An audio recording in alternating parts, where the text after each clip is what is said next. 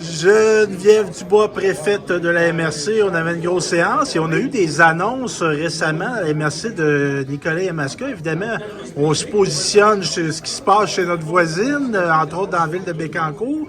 On veut accompagner les entreprises dans le cadre du développement là, de la filière batterie dans le parc industriel. En fait, on se dote de plusieurs plans en ce moment, puis on se fait accompagner. Là, entre autres, on a passé dans des séances antérieures tout notre accompagnement pour maximiser, optimiser nos espaces urbains. Comment on peut densifier avec ce qu'on a déjà comme espace.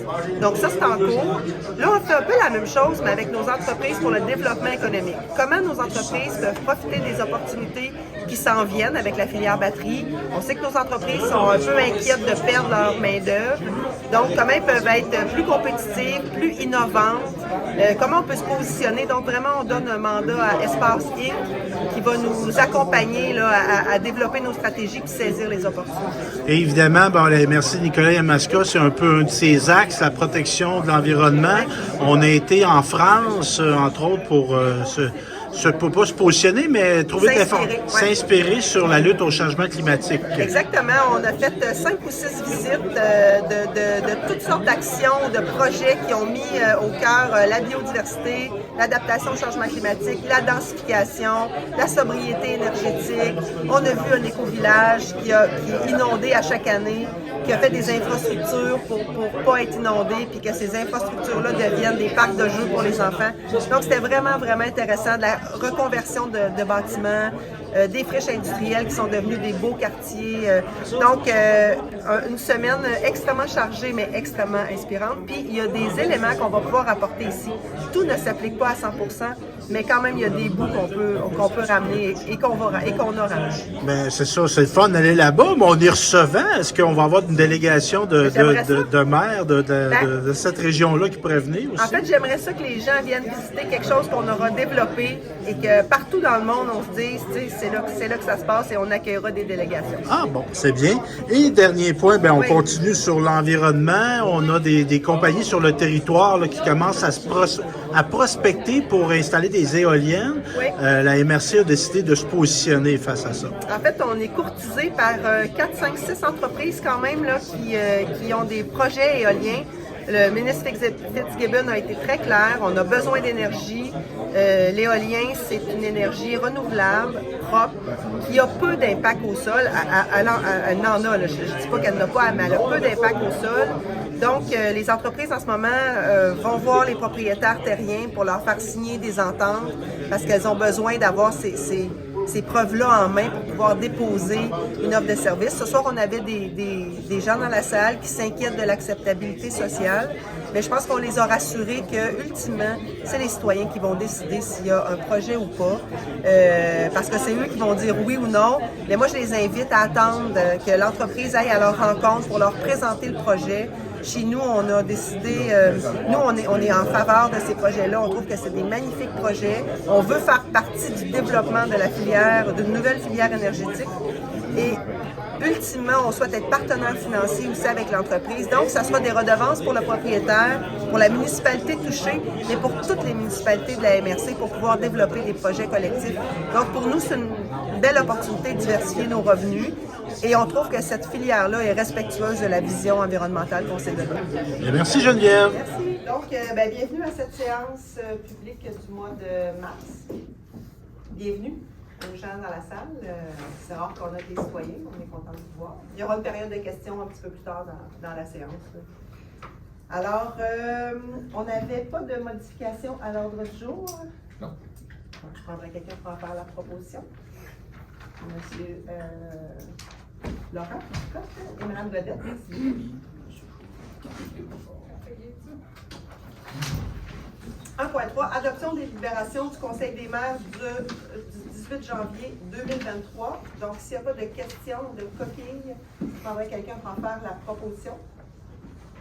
Monsieur Descoteaux, Monsieur Bouligny. Excuse-moi, Marco. Ah, ça va être une dure soirée, excusez-moi. Tu vas t'aider. Je vois, c'est Marie-Hélène, Alain, ça fait... Marco, à toi. Ça sera déstabilisé. 1.4.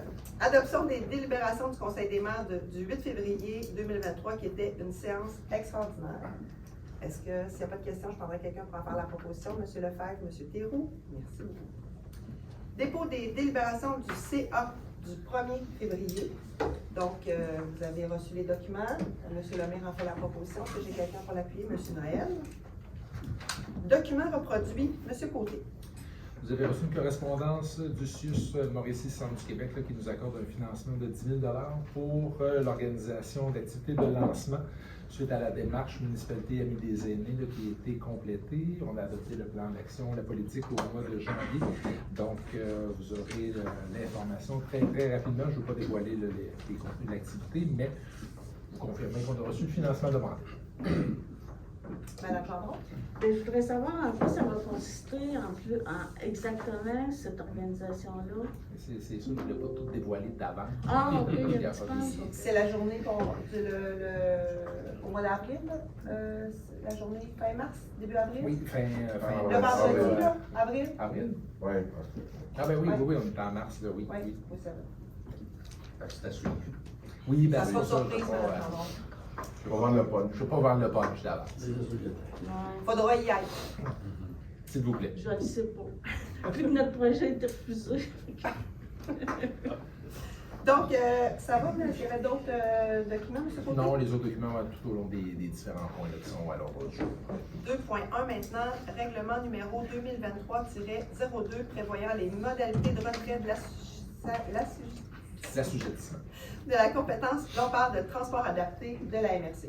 Le titre dit presque tout. Donc, on avait déposé l'avis de motion là, à une séance précédente qui prévoit, comme le titre l'indique, les modalités de retrait d'assujettissement des municipalités à la compétence en transport adapté.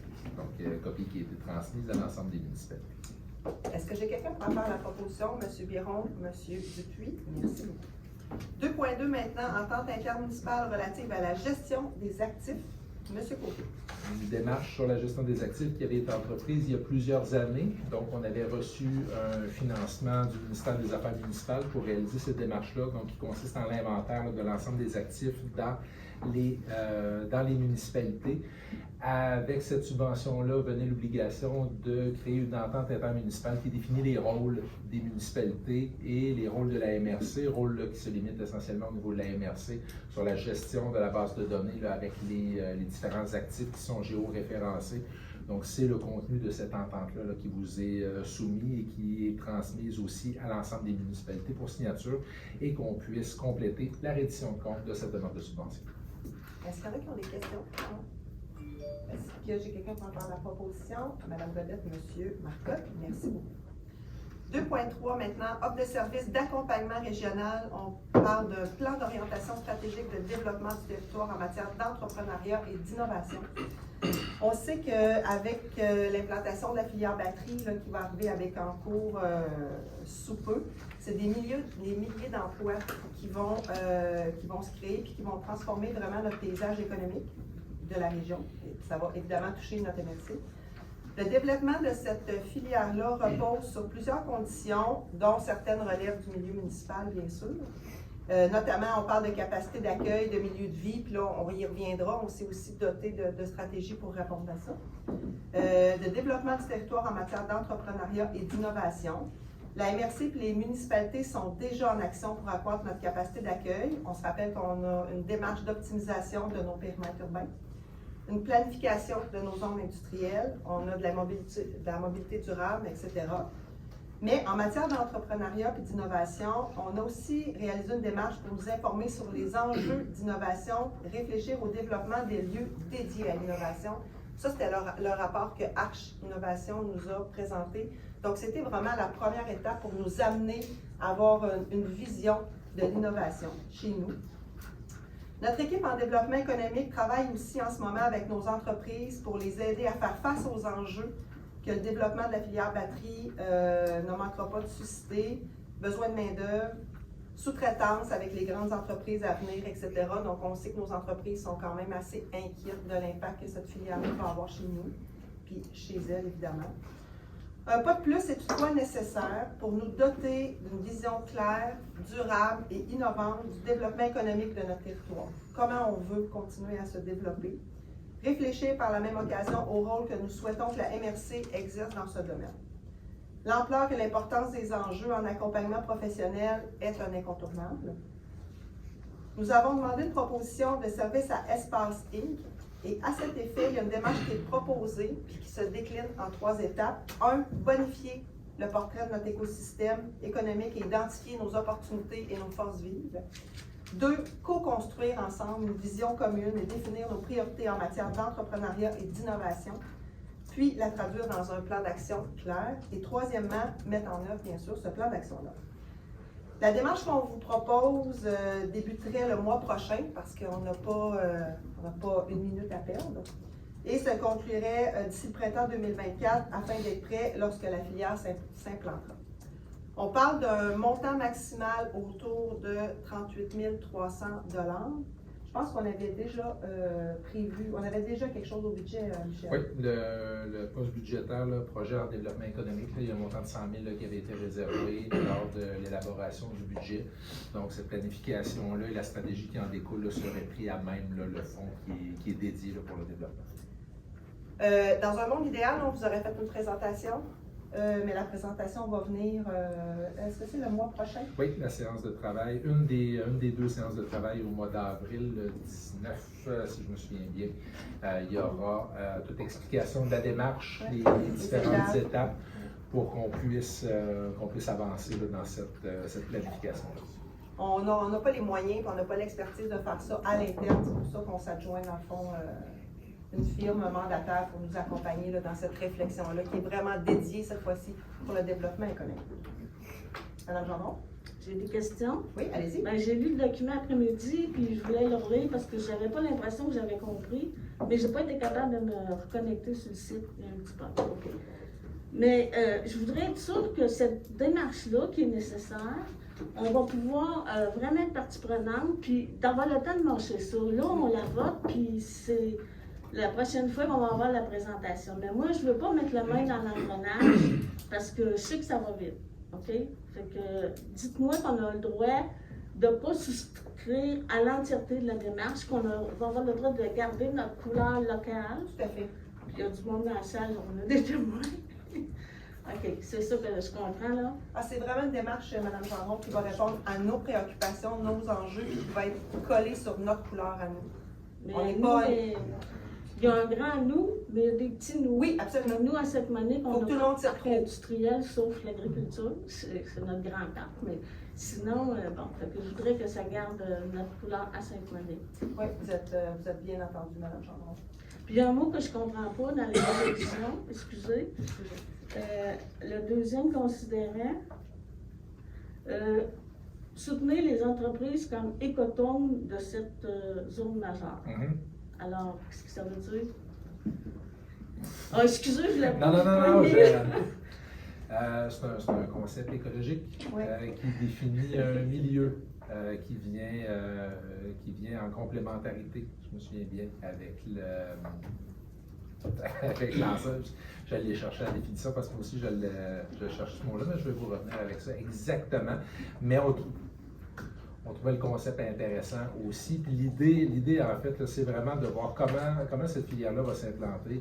Puis nous, cette filière, elle ne flotte pas dans les airs. Elle s'en vient dans un milieu qui vient soutenir son développement, que ce soit en fournissant des espaces, en fournissant des services. C'est pas juste une question de développement d'entreprise.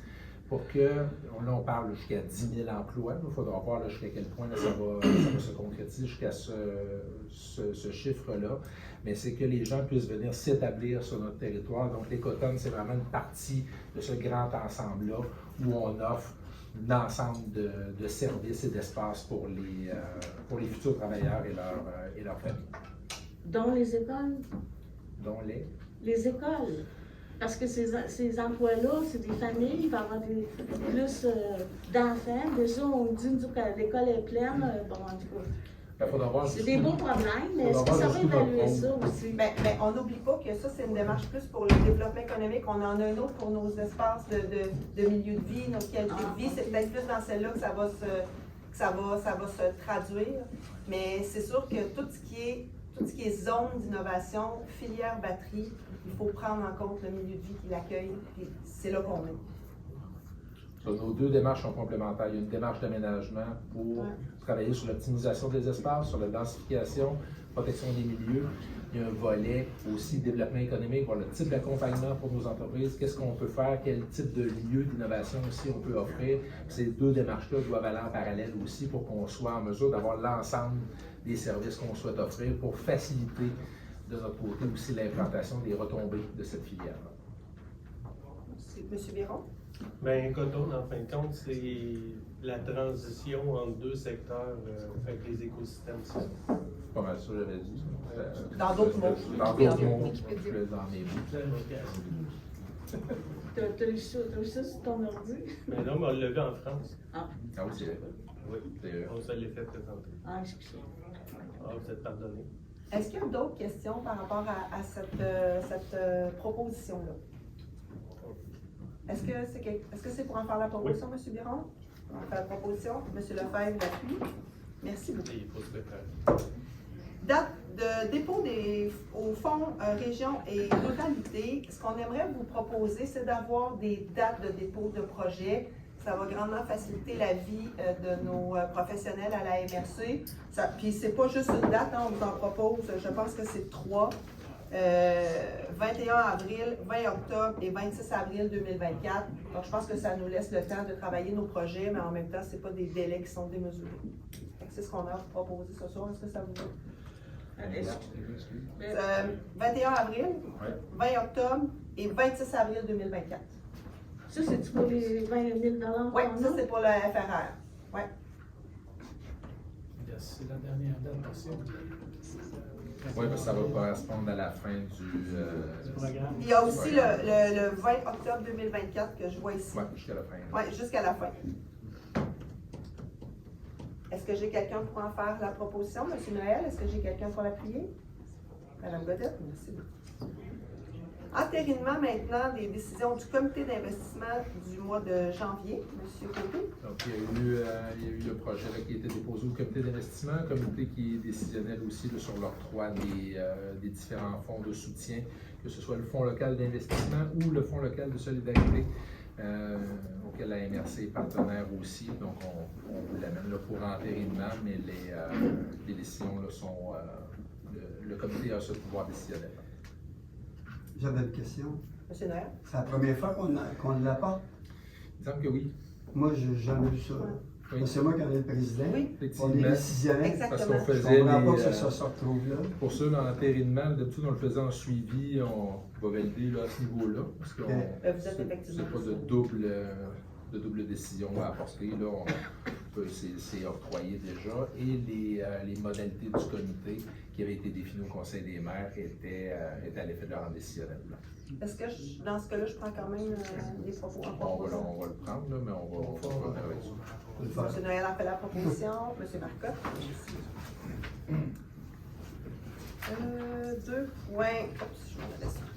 2.6 maintenant, on a un premier projet dans le cadre du FRR volet 2 qui concerne Saint-Zéphirin. M. Côté. Vous avez reçu le résumé du projet aussi dans la municipalité de Saint-Zéphirin, le parc des familles. Donc, c'est un projet là, justement, là, qui est défini là, par chacune des municipalités, là, justement en lien avec le fonds dont on vient de parler pour les dates de dépôt. Donc, aménagement d'un parc d'activités sportives avec des espaces de jeu, espaces de détente aussi, qui a fait l'objet d'une planification par la municipalité. Au de la MRC, on le rappelle, d'évaluer l'admissibilité au fond des différentes dépenses. Là. Donc, avec le solde qui était disponible à la municipalité, le projet répond aux différents critères. Là. Donc, il y a une recommandation d'acceptation de la demande pour ce projet tel que déposé par la municipalité.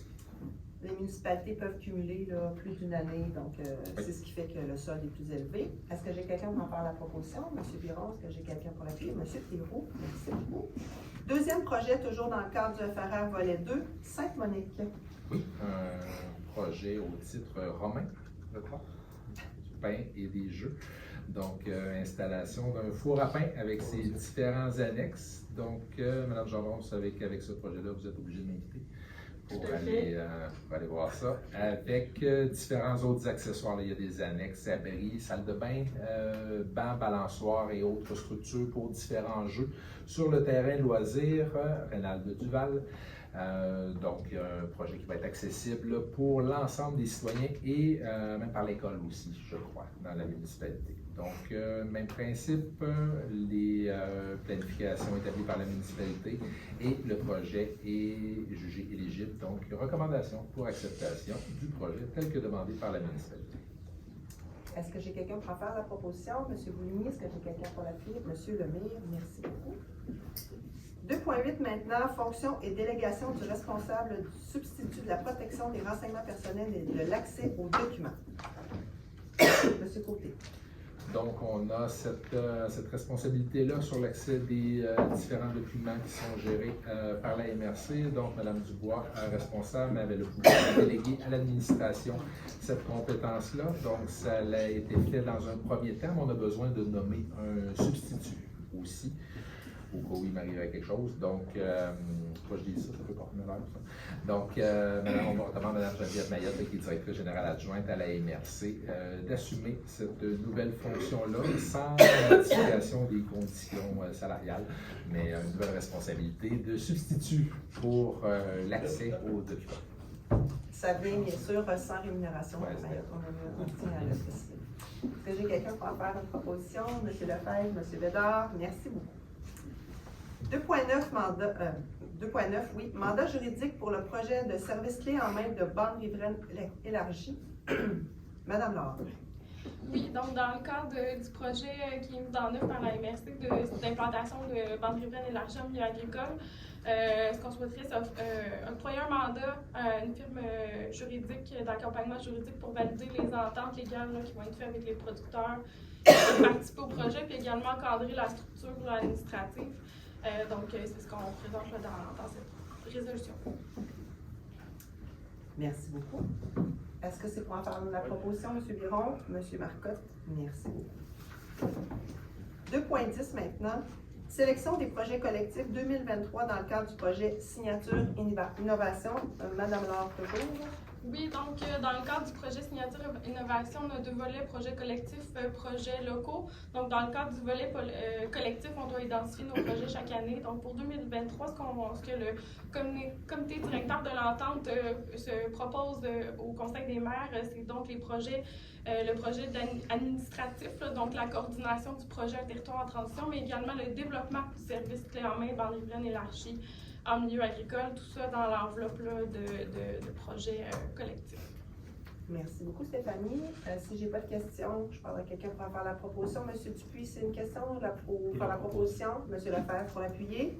Merci beaucoup.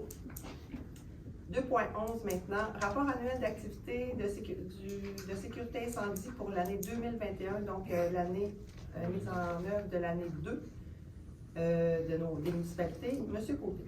Donc, en lien avec notre schéma de couverture de risque, comme à chaque année, on doit produire un rapport là, qui identifie les différentes actions, atteindre des objectifs qu'on s'est donnés.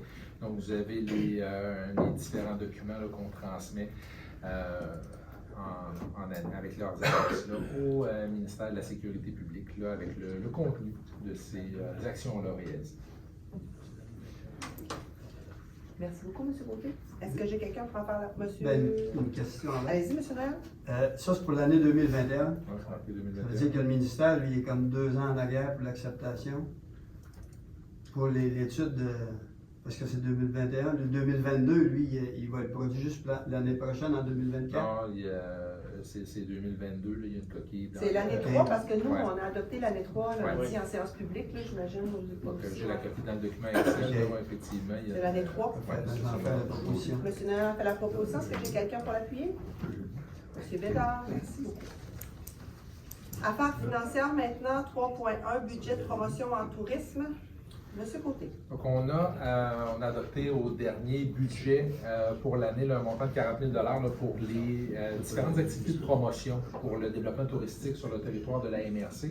Donc, vous avez l'ensemble des différentes stratégies qui sont proposées pour l'année.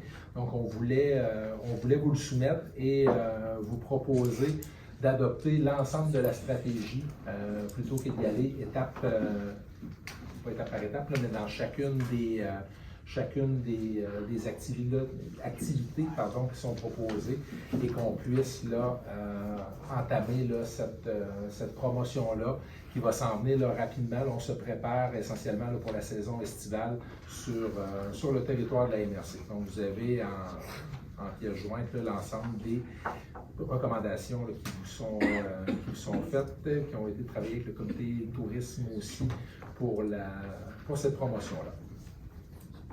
S'il n'y a pas de questions, je prendrai quelqu'un pour faire la proposition. M. Dupuis, M.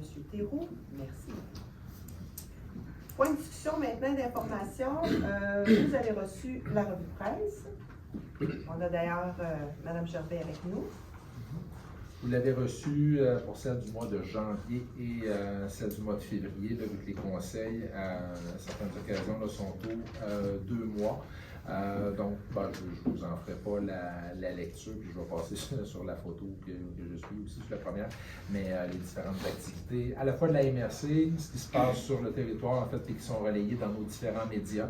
Donc, on continue de faire la recension, les transmettre à vos municipalités aussi pour montrer ce qui se passe sur le territoire de la MRC. Donc, vous avez en pièce jointe là, et le mois de janvier et le mois de février, que je vous invite à consulter. Il faudrait trouver des façons de mieux s'arrimer parce que, tu sais, moi, j'ai fait beaucoup d'entrevues cette semaine pour toutes sortes de sujets, la mission, l'éolien, tout ça. Puis peut-être que la MRC n'a pas toujours ces données-là, donc ça serait intéressant de les partager parce que c'est toujours. Oui, il faut qu'ils soient mais en rapport écrit. On pourrait bonifier peut-être la revue de presse. Absolument. Super. Merci beaucoup. Donc, comité interne, maintenant, on avait le comité d'investissement. Monsieur Noël. Oui, bon, on a adopté une résolution tantôt en 2.5, fait que je vais vous dire les sujets quand même qui ont été traités. Donc, il y a eu un projet qui a été analysé, c'est croissance de peinture magnétique incorporée. C'est un projet qui consiste à procéder à un agrandissement et à ajouter une ligne de peinture automatisée afin d'augmenter sa productivité, de s'adapter à la pénurie de main-d'œuvre, bien sûr, et de répondre à la demande des clients ayant des commandes majeures et récurrentes. L'entreprise a une bonne santé financière, une saine gestion et une clientèle déjà établie auprès des grands donneurs d'ordre, comme Peterbilt, Hydro-Québec et John Deere. Le comité a pris des décisions d'octroyer un prêt combiné de Fonds local d'investissement, le FLI, et le Fonds local de solidarité, le FLS, pour un montant totalisant 225 000 $, au taux de 4,94 %, remboursable sur 60 mois, qui est octroyé, comme je disais, à Peinture magnétique incorporée pour son projet de croissance. Puis, à la fin de la rencontre, on a pris connaissance aussi du tableau des suivis des fonds. C'est tout. Merci beaucoup, M. Noël. Bienvenue. Monsieur Comité Dupuis. touriste. Alors, le 14 février dernier, on tenait une rencontre du comité touriste. Invitation à de nouveaux membres pour le comité touriste. Les nouveaux membres sont des entreprises ayant un impact dans le milieu, dont M. Carl Grondin du Théâtre Bellecour, M. Jérôme Gagnon de l'Hôtel Montfort et Mme Vicky Desfossés-Bégin, Musée des Abénaquis. Suivi des projets touristiques, webinaires sur le programme Terrego, jumelage des visiteurs en VR et des producteurs agricoles, lancé conjointement par Marie-Hélène Larivière, conseillère en développement agroalimentaire, et Stéphanie Trottier, conseillère en développement touristique. Présentation du document sur la réserve mondiale de la biosphère du lac Saint-Pierre. Les entreprises touristiques seront rencontrées pour les aider à prendre des données statistiques d'achalandage pour connaître d'où viennent les visiteurs et combien de temps ils restent dans notre MRC. On a aussi eu une rencontre avec Mme Shahaya Shelaya de chez Canoë Kayak Québec pour présenter le projet de la route bleue qui devrait être lancé en l'été 2023 dans notre MRC. Présentation des résultats de l'étude sur les non-publics qui sont les gens qui ne fréquentent pas les lieux culturels et pourquoi. Il s'agit d'une étude amorcée par Marc Taillon en collaboration avec des chercheurs de l'UQTR. Plusieurs des données recueillies serviront à améliorer la promotion touristique. C'est tout. Merci beaucoup, M. Dupuis. Est-ce que j'avais d'autres comités? Je pense entre autres au comité environnement, Mme Gendron. C'est le comité Copernic. Copernic, mais est-ce que le cadre s'est réuni? Moi, je suis présidente, mais c'est pas. Non. Je crois pas. Pas que non. OK. sera peut-être pour la prochaine fois, on fournira le résumé. Donc, oui, comité externe, Copernic, allez-y, Mme Favron. Alors, le comité de bassin versant de la Rivière-Nicolette, la réunion a eu lieu mardi dernier, le 9. Nous étions 17 personnes présentes sur les 25 du CA. Il y a vraiment un problème de participation, mais je pense que tous les comités de bassin versant sont un peu comme ça.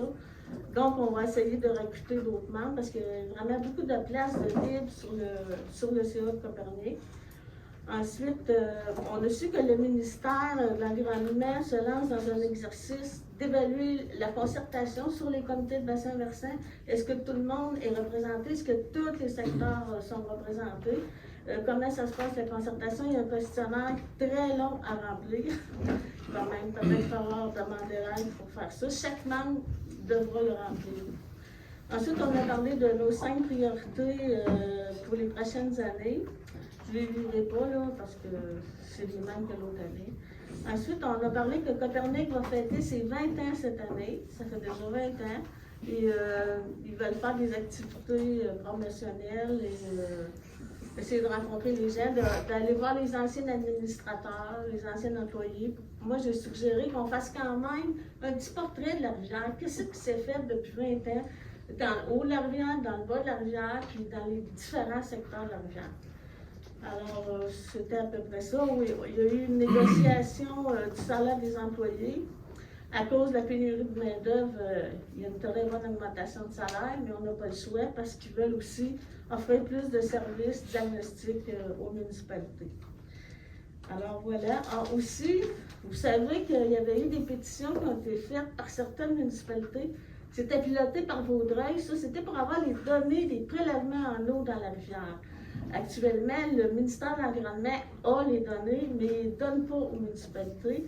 Fait que j'ai suggéré à Copernic qui pourrait aller les chercher au ministère de l'Environnement et que nous autres, les municipalités, bien, ça serait disponible. C'est sûr que actuellement, c'est pas trop problématique parce qu'il n'y a pas tellement de prélèvements dans la rivière. Mais imaginez avec les sécheresses qui s'en viennent, il va en avoir beaucoup plus, puis je pense qu'il faut que quelqu'un centralise ça. Quelqu'un qui a à gérer l'eau aussi, là. Parce que vous savez, Nicolette, on aimerait bien avoir ces statistiques-là. Ouais. Alors, ils vont regarder s'ils peuvent le faire. C'est tout. Merci beaucoup, Mme Gendron. Bien, je vais juste ajouter comme Mme Gendron, lors de notre prochain chantier d'eau potable, on n'a pas encore eu la conformation, mais on va s'entretenir avec M. Alain Rousseau de l'INRS, qui, lui, a déjà un projet de recherche sur la rivière Nicolette. La rivière Nicolette est présentement là, sur un projet de recherche sur l'étiage, comment on pond dedans ou quoi que ce soit, et puis sur son débit. Donc, si ça se concrétise, là, je pourrais essayer de demander à Véronique qu'elle fasse un petit résumé qu'on pourra lire au cas. Est-ce que c'est tout le bassin ou des secteurs particuliers? Parce que il l'étudie à partir, il n'étudie pas tous les bassins, mais il étudie sur sa grandeur. Okay. C'est sûr qu'il ne fait pas tous les bassins comme ça. Les petits sous-bassins. Okay. Merci, M. Biron. M. Dupuis pour VIA. Il y a VIA et puis Loisirs Centre du Québec. Alors, je vais commencer avec la réunion de Loisirs Centre du Québec qui a eu lieu le 16 février dernier. Ayant à cœur l'intégrité des athlètes ou participants aux activités sportives et récréatives, Loisirs Centre du Québec, après une mise à jour importante, a de nouveau adopté sa politique de vérification des antécédents judiciaires. Les organisations offrant des activités de loisirs, de sport et de plein air ou d'activités physiques doivent mettre en place les moyens nécessaires pour offrir des environnements sains et sécuritaires. La protection de l'intégrité est une responsabilité collective où chacun a un rôle important à jouer en matière de prévention. Loisirs Centre du Québec encourage les organisations de la région à adopter une politique en ce sens. Inspirez-vous des modèles des fédérations ou des partenaires nationaux. Notre politique demeure aussi accessible pour les partenaires de la région. Nous avons aussi souhaité bonne chance à la délégation qui est partie du 3 mars au 11 mars aux Jeux du Québec à Rivière-du-Loup.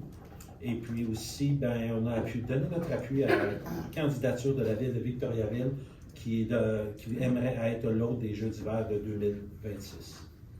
En ce qui a trait maintenant à la réunion de VIA-FM qui a eu lieu le 7 février dernier, les risques de ralentissement économique et la difficulté de faire des prévisions de revenus à moyen et long terme ont mené le conseil d'administration à reporter d'1 an son exercice de planification stratégique. Un plan d'action et des prévisions financières seront élaborés pour les 24 prochains mois. Le processus de renouvellement de la licence de radiodiffusion sera démarré prochainement. La licence de 7 ans émise par le CRTC vient à échéance le 31 août 2024. La coopérative, en tant qu'entreprise de juridiction fédérale, est assujettie à de nouvelles dispositions de la loi fédérale sur l'accessibilité. Un processus sera mis en place pour permettre d'accueillir des plaintes d'auditeurs en lieu avec l'accessibilité de nos services radio et Internet pour les personnes ayant un handicap physique ou intellectuel. Merci beaucoup, M. C'est tout. Dupuis. Est-ce qu'il y avait d'autres comités externes que j'avais pas? Ça fait le tour. Merci beaucoup, tout le monde. 4.3 maintenant, règlement sur la démolition des immeubles. M. Croteau. C'est bon.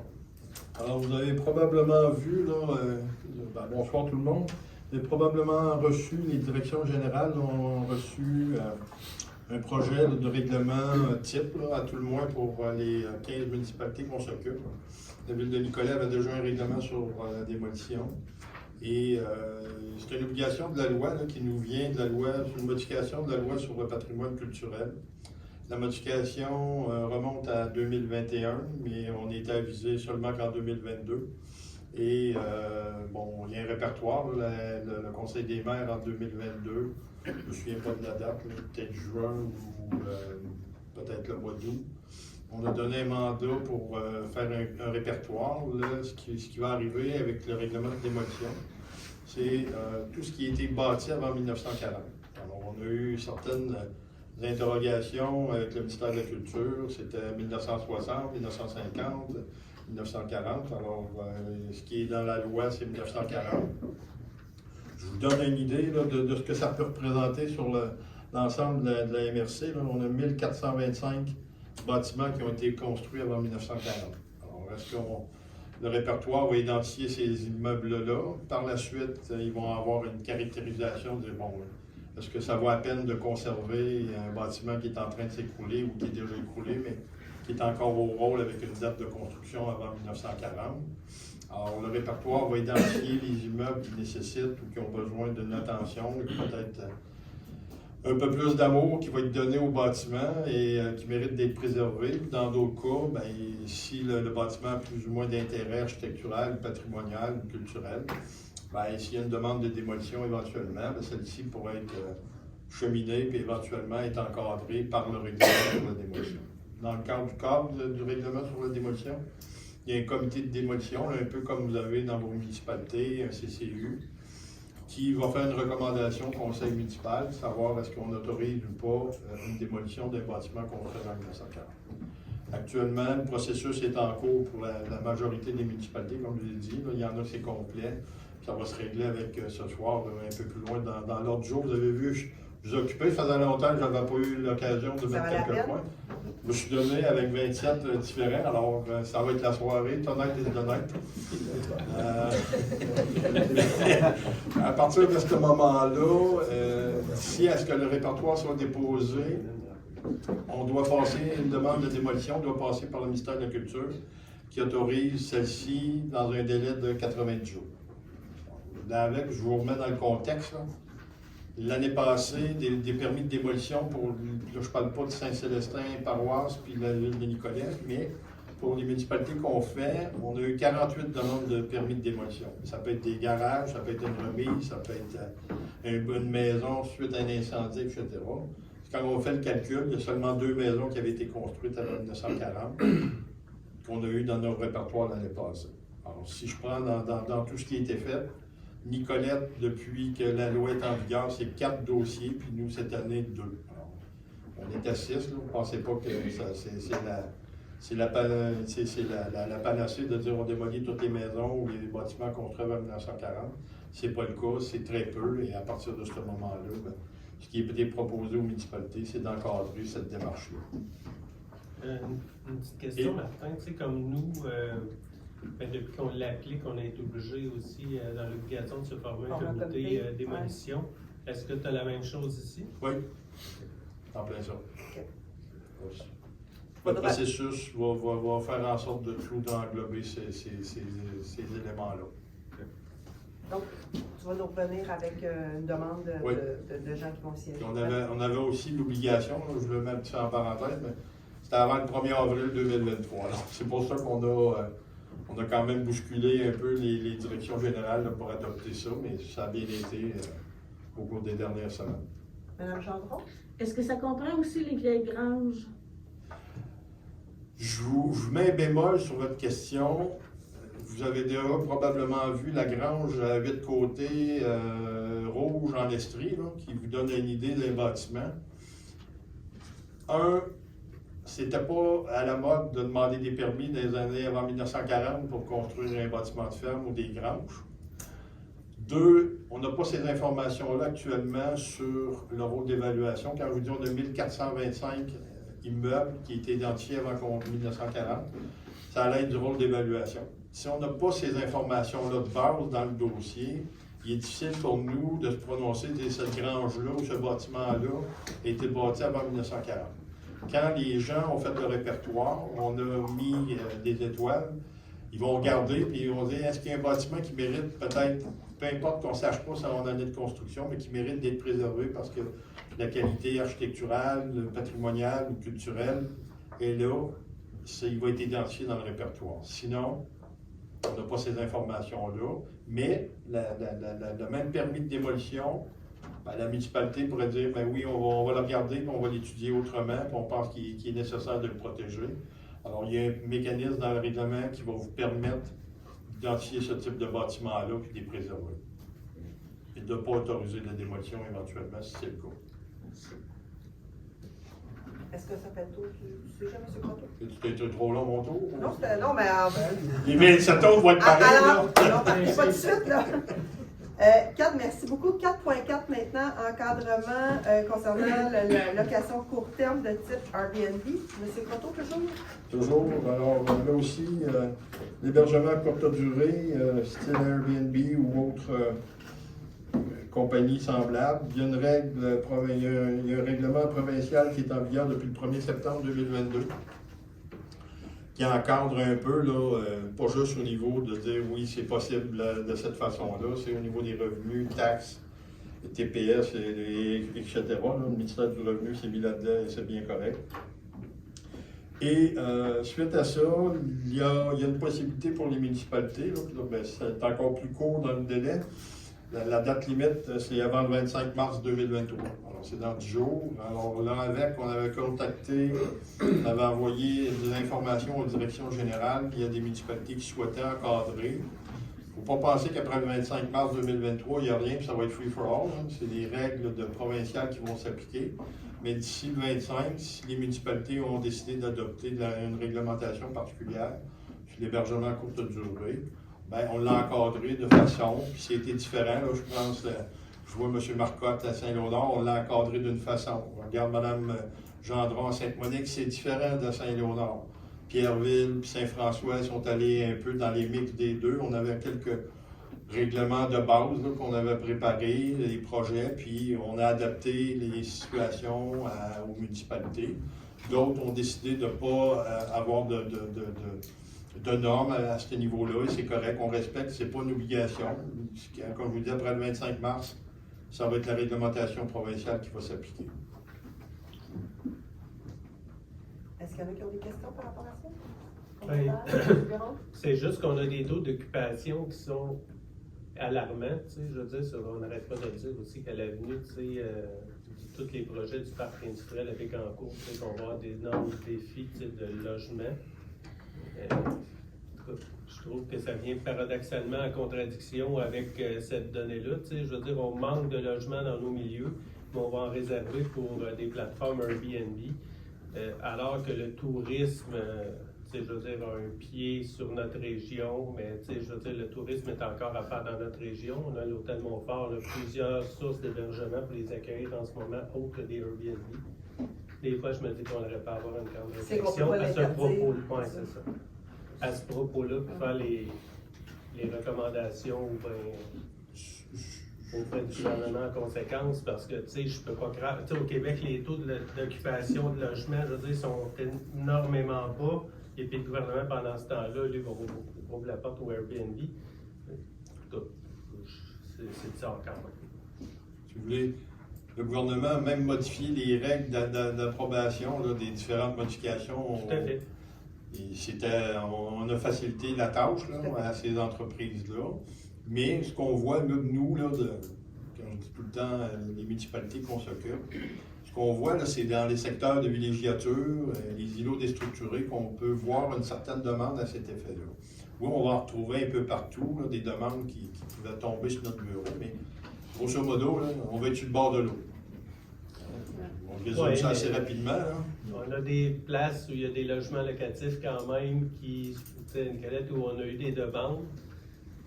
En tout cas, je veux dire, on ne se fait pas la leçon sur la densification, puis on ouvre la porte ouverte au Airbnb.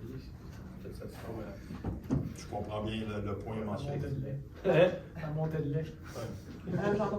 Ben, je partage exactement les préoccupations. Nous, si on en a adopté un, c'est parce qu'il y avait déjà une personne installée qui faisait du tourisme puis il était illégal. C'était pour régler son coût, on a une petite zone. Mais c'est vraiment un souhait, puis on le dit à la population. On veut garder nos habitations pour des gens qui vont demeurer ou travailler ou en tout cas faire des affaires dans nos municipalités. C'est beau le tourisme sur le comité touriste, mais la préoccupation de la densification, mais ça va jusque-là aussi. Tout à fait. Merci beaucoup. Ça va, M. Croteau?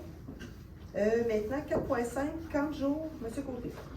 Point d'information pour les municipalités qui ont des camps de jour l'an dernier. Vous vous souvenez, on avait reçu du CIUS une subvention pour l'embauche d'une coordonnatrice clinique pour les camps de jour aussi, en lien toujours avec une plateforme aussi là, pour la gestion là, dans les camps de jour, notamment tout ce qui concerne la gestion comportementale d'enfants là, qui présentent des besoins particuliers.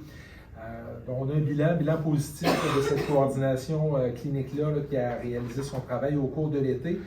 Ce que je voulais vous dire, c'est qu'en fait, vous allez être bientôt sollicité là, par notre ressource ici pour une rencontre municipalité pour voir ce que vous souhaitez pour la prochaine saison.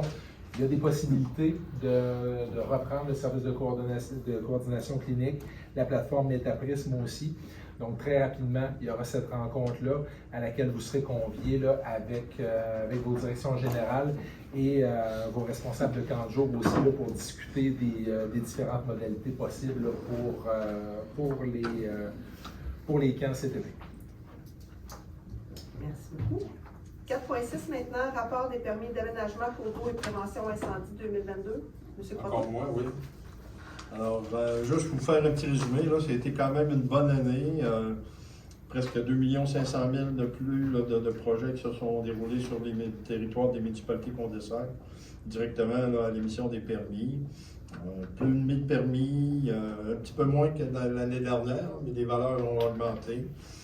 Vous avez vu aussi, là, on parle de 67 nouvelles unités d'habitation, donc 33 logements. Là. Alors, ça a été une bonne année là aussi, à ce niveau-là, près de 14 millions. Au niveau environnemental, vous voyez, là, 84 nouvelles fosses septiques.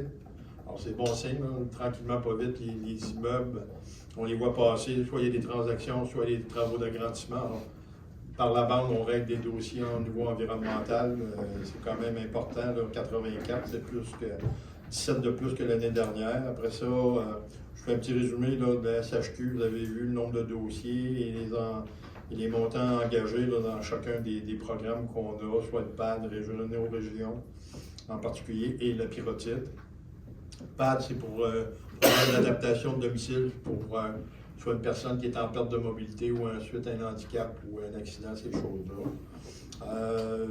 Après ça, là, plainte et requête et infraction, là, vous voyez, là, ça continue à augmenter le nombre d'appels, de demandes qu'on peut recevoir par courriel, par courtier immobilier, arpenteur, notaire, bon, name it, là, tout le monde nous appelle, alors on en a en masse des dossiers. Après ça, au niveau cours d'eau, si je descends un peu plus bas, avec ma souris, bon, quelques réalisations au niveau des modifications pour le schéma, des modifications au niveau de la réglementation municipale.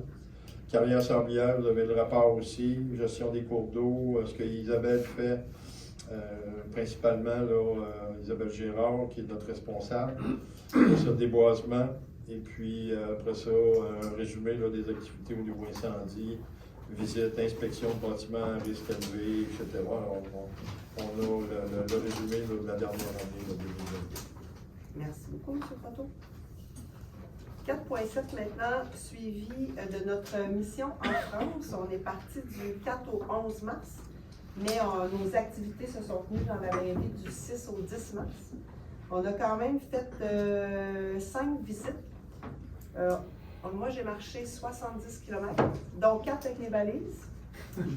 Et donc, on a fait TGV, train, métro, autobus. On s'est beaucoup promené, mais c'était une mission vraiment inspirante, extrêmement profitable, où chaque minute était occupée à être inspirée. Je ne sais pas si on t'a dit merci, Stéphanie, en France, mais merci vraiment pour l'organisation. C'était bien fait. Ce qu'on a visité était absolument à propos. On est allé voir, entre autres, la communauté de communes, qui est comme l'équivalent de la MRC, du Grécy-Vaudan, près de Grenoble, une MRC qui s'était dotée aussi d'un plan de transition écologique, qui n'appelait pas ça comme ça, mais ça ressemble à ça. Ensuite, on est allé, ça c'était à Grenoble. À Lyon, on est allé voir le projet du champ Lyon-Confluence, qui était la conversion de friches industrielles en quartier vraiment où il y avait de la mixité de différents usages. Après, je vous dirai avec quoi on revient. Ensuite, on a rencontré le vice-président de la métropole, donc la métropole qui pourrait ressembler un peu à la région de Lyon, qui était délégué à l'environnement. On est allé visiter une rue qui avait été végétalisée.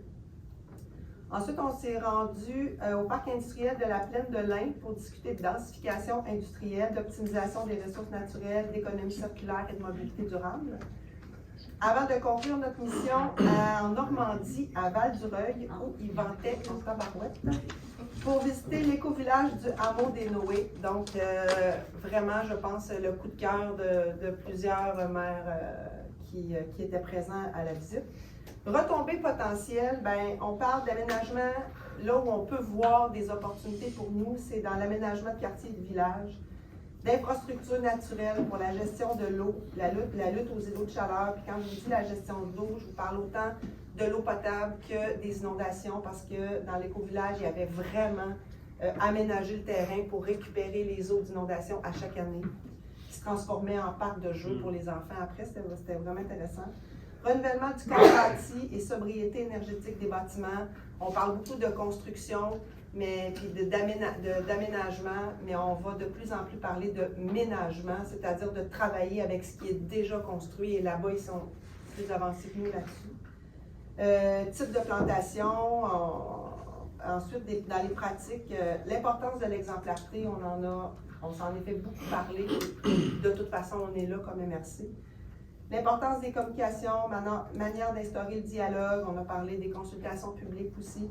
Moi j'irais même jusqu'à dire des processus qu'on a revus chez nous, qu'on va revoir. Aussi, de ce qui nous manque comme expertise dans nos municipalités ou dans nos MRC pour nous amener à travailler pour les 10, 15, 20, 50 prochaines années.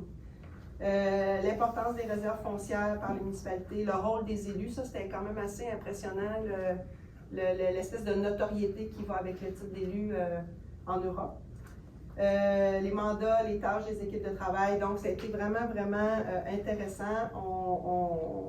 Il y aura une rencontre de suivi sous peu entre les gens qui ont assisté là, pour vraiment identifier des pistes de bonification là, de ce qu'on pourrait appliquer chez nous dans nos changements de pratiques concrets. Donc, très belle mission, vraiment. Voilà. Ceux qui veulent taper sur l'ordinateur Philippe Madec, M-A-D-E-C. Juste son CV, vous apercevez qu'il est très inspirant. C'est lui qui nous a reçus à l'éco-village. C'est quelqu'un qui est connu internationalement parce qu'il a déjà enseigné à l'UM, à l'UQAM. Je veux dire, il s'est promené un peu partout. Il a été décoré en aménagement urbain écologique. Là. Et c'est le concepteur de l'éco-village. C'est une personne très inspirant. Oui, vraiment.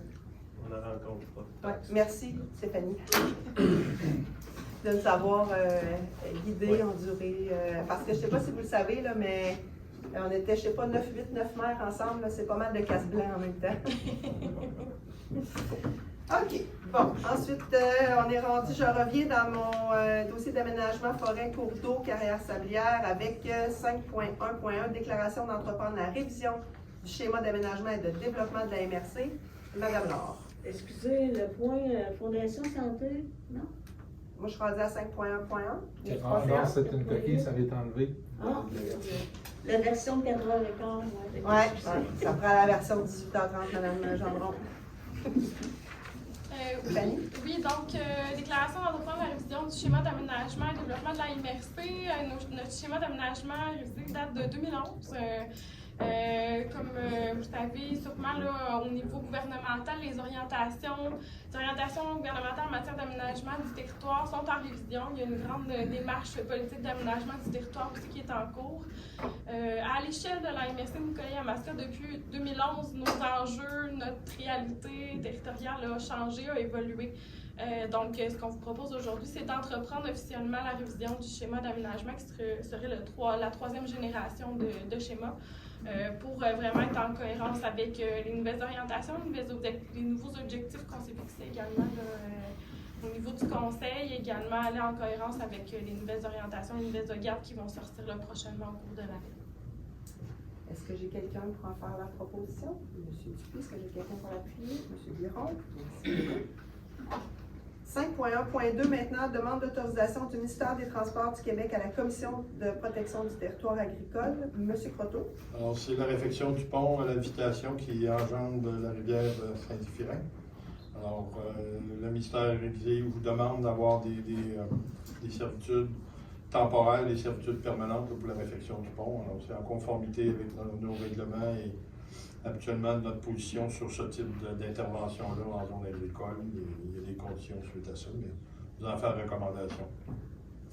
Est-ce que je peux en faire la proposition, Jean-Claude? Est-ce que j'ai quelqu'un pour l'appuyer? Monsieur Théroux, merci beaucoup. La coquille, c'est 2,26.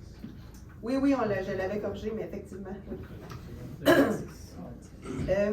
5.1.3 maintenant, suivi annuel des constructions résidentielles. Alors, en vertu des deux îlots déstructurés, pas les deux, mais des deux décisions concernant les îlots déstructurés qu'on a sur notre territoire, la MRC est dans les conditions, on doit faire un rapport annuel à la Commission sur l'état des constructions qu'on a dans ces secteurs-là. Alors, le résultat, c'est 4 constructions cette année.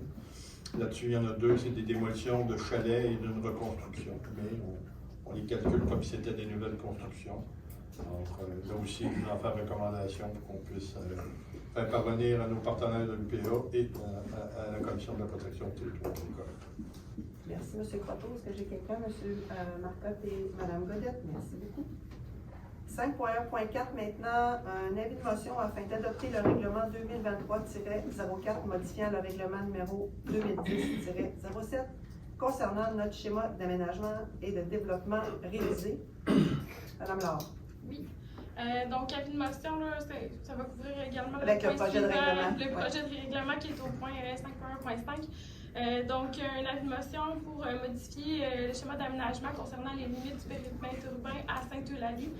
Donc, c'est une démarche qui avait été entreprise et déposée à la CPTAQ en 2020. Donc, c'est un agrandissement de 3,4 hectares qui vise quand même un développement de 120 logements quand même très densifié. Là. Donc, c'est pour cette raison là, que la CPTAQ a donné l'autorisation. Ça va dans les objectifs au niveau de densification, réduire l'impact au niveau des milieux.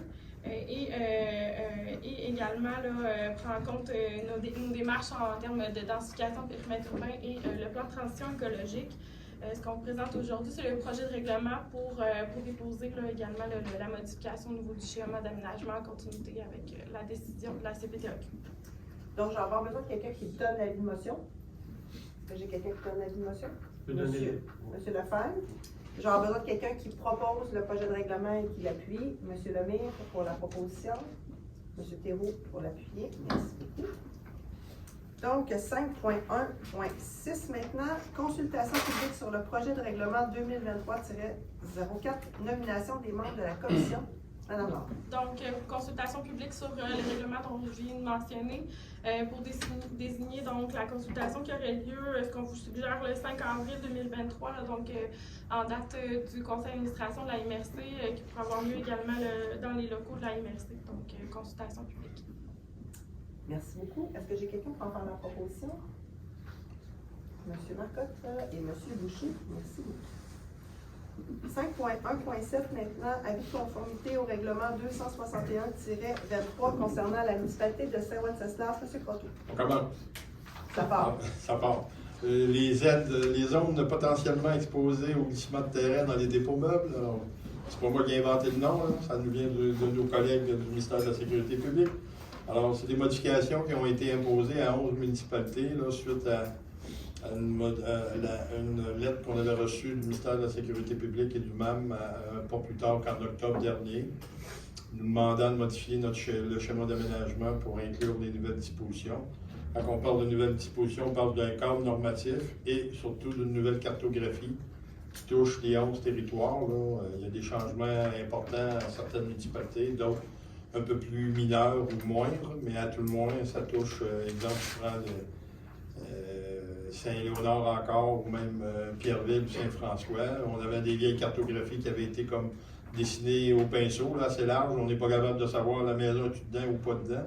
Maintenant, avec les nouveaux critères, alors c'est en conformité, puis il faut en faire recommandation. Puis là, ben, on avait une trolley. Là, je vais les faire, on ne prendra pas des explications à chaque fois, mais on va faire chaque municipalité quand même pour être sûr d'avoir la résolution. C'est bon.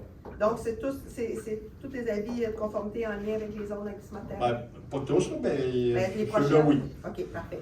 Donc, je vais prendre quelqu'un pour la proposition, M. Bouligny et M. Boucher. Excuse, j'avais une question. Martin, je pense qu'on avait parlé, est-ce qu'on va pouvoir avoir les cartes avant et après? Oui. Pour voir les zones qui ont été affectées? Oui. Parce que j'avais eu des questionnements là-dessus. C'est accessible actuellement déjà sur GoNet, Azimut. On applique déjà le cadre normatif, étant donné qu'on parle de sécurité publique, là, il y a des gens. Alors, on applique déjà le cadre normatif, même s'il n'était pas en vigueur, là, mais on l'appliquait. Le ministère est tout à fait en accord avec ça. Autant le cadre que la cartographie. Puis oui, on peut vous envoyer ça là, avant et après. Vous allez voir. Les couleurs ont changé. Là, avant, c'était rouge, jaune, vert et rouge. Maintenant, vous avez du rose, du jaune, jaune pâle, bleu foncé, vert. Alors, vous pouvez l'envoyer pour le partager au nom. Oui, sans problème. S'il vous plaît. Ça répond à votre question, M. Martin? Tout à fait. Donc, ensuite, j'y vais avec Saint-Léonard-d'Aston. Est-ce que j'ai quelqu'un pour faire la proposition? Mme Godette et M. Bédard. Saint-François-du-Lac. M. Marcotte. M. Lefebvre. Village de Saint-Célestin. M. Dupuis. M. Lefebvre. Maintenant... Saint-Célestin, juste pour vous dire, c'est pour l'hébergement à courte durée. Ah oui, c'est ça, j'en ai deux, là. Là, on vient de faire le... 5.1.10. Okay. Là, 5.1.11, c'est encore le village de Saint-Célestin. Oui, on modifie le plan d'urbanisme à Saint-Célestin-Village, puis après ça, vous allez avoir modifié le règlement de zonage. Donc, Saint-Célestin, est-ce que j'ai quelqu'un pour en faire la proposition? Monsieur Lemire, Madame Gendron. Avis de conformité maintenant pour l'habitation. L'habitation, on parle de modification pour l'hébergement de courte durée. Monsieur Théroux, Monsieur Noël. Là, j'en ai un autre avis de conformité concernant l'habitation encore. Les zones qui risquent potentiellement exposées au glissement de terrain. Monsieur Marcotte, Monsieur Boucher. Municipalité de Pierreville. Pierreville, on est dans le cadre pour les zones potentiellement exposées. Terrain. Messieurs, Bouligny et Théroux. Municipalité de Saint-Elphège, même chose pour les zones. Oui. Glissement de terrain, M. Lemire, M. Noël. Municipalité de Pierreville maintenant. Hébergement à courte durée. Est-ce que j'ai quelqu'un pour faire la proposition? Mme Godette, M. Marcotte. Municipalité de Sainte-Eulalie. Glissement de terrain. Oui, on a glissement de terrain, M. Dupuis, M. Bouligny. Saint-Léonard-d'Aston maintenant. L'hébergement à courte durée. Courte durée, puis modification d'autres articles du règlement du zonage en même temps. Est-ce que j'ai quelqu'un pour en faire la proposition? M. Boucher, M. Théroux. Municipalité de Saint-François-du-Lac. Règlement de démolition. J'ai quelqu'un pour en faire M. Biron, M. Descoteaux. Municipalité de Sainte-Monique. Saint-Monique, on est dans démolition. Démolition. Est-ce que j'ai quelqu'un pour en faire la proposition? M. Lemire, M. Boudounou. Village de Saint-Célestin maintenant. Démolition. Je vais commencer tout le tour. Je vais en paire, c'est plus facile. Mme Godette, M. Mascotte. Ça, c'était Sainte-Monique. Là, j'ai un autre Sainte-Monique pour Glissement de terrain. glissement de terrain.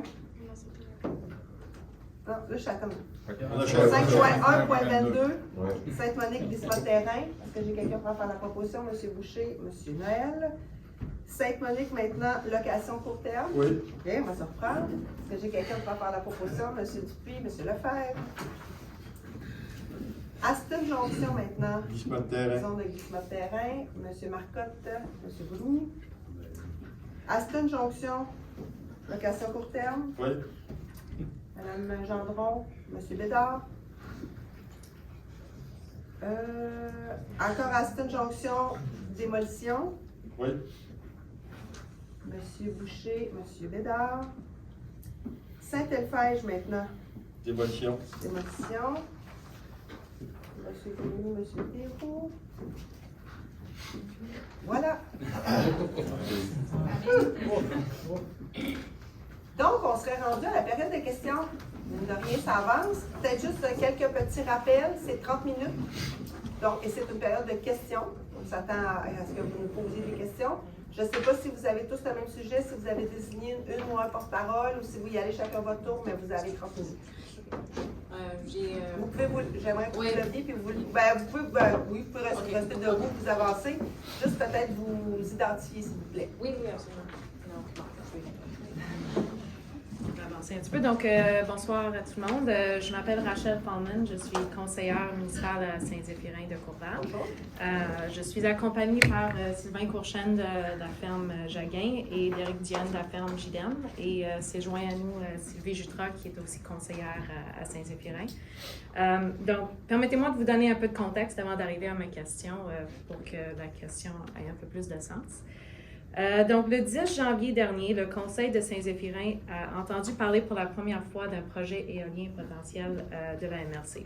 À ce moment-là, on nous a dit que c'était embryonnaire, que le promoteur allait nous rencontrer pour nous expliquer ses intentions et que c'était l'information qui n'était pas encore rendue publique.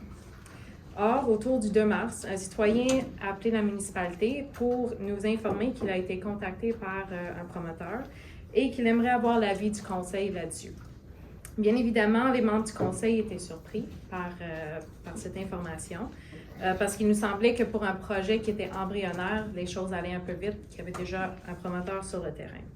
Et on se demandait aussi pourquoi on n'avait pas été informé avant. Lors de notre rencontre du conseil le 6 mars dernier, 28 citoyens se sont présentés afin d'obtenir plus d'informations à ce sujet. Et nous n'étions pas en mesure de leur répondre, faute d'informations. Nous avons donc pris en note leurs questions et leurs préoccupations. Tout ça pour vous dire que je suis très heureuse de voir qu'en date de ce matin, vous avez affiché un communiqué de presse qui s'adresse directement aux citoyens afin de les informer. L'article du Courrier Sud de ce matin aussi a ajouté un peu de contexte qui est très pertinent au dossier. Par contre, selon un article dans la Nouvelliste du 19 janvier 2023, on apprend que, et je vais citer, des démarches sont en cours depuis octobre en collaboration avec la FQM, à qui le Conseil des maires de la MRC vient de donner le mandat pour des services d'accompagnement en vue de participer au processus d'appel d'offres. Fin de citation. Alors, pourquoi est-ce que les élus n'ont pas été informés de ce projet avant janvier, quand des démarches étaient en cours depuis octobre, donc 4 mois auparavant? Et pourquoi est-ce que les citoyens n'ont pas été adressés directement avant aujourd'hui, 6 mois après ce début de démarche? Peut-être juste remettre quelques petits éléments en contexte. Les entreprises sont venues rencontrer les maires du Conseil des maires. On en a eu plusieurs. qui avait déterminé des projets à différents lieux dans la MRC. Donc ça, c'était un élément. Et c'était vraiment ici au Conseil des maires, c'était une présentation. Il n'y a encore rien de défini. D'autres entreprises ont fait d'autres choix de stratégie, c'est-à-dire qu'au lieu de passer par les élus, ils sont allés directement rencontrer les propriétaires et ça, malheureusement, on n'a pas de pouvoir là-dessus. C'est ce qui fait qu'il y a des citoyens qui ont su, peut-être même avant leurs propres élus, que leur territoire était courtisé par les entreprises éoliennes.